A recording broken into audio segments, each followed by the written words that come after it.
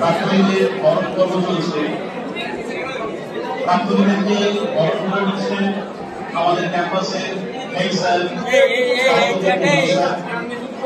Alamgir sir এবং Shamim sir.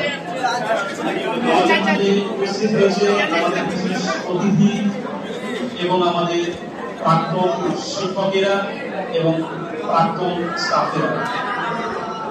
আমরা সবাইকে মিশনের পক্ষ থেকে সাদর আমন্ত্রণ জানাই। ভলেন্টিয়ারদেরকে বলবো তোমরা একটু সুন্দর সুষ্ঠুভাবে তোমাদের বড় ভাইদের বসার ব্যবস্থা করে দাও।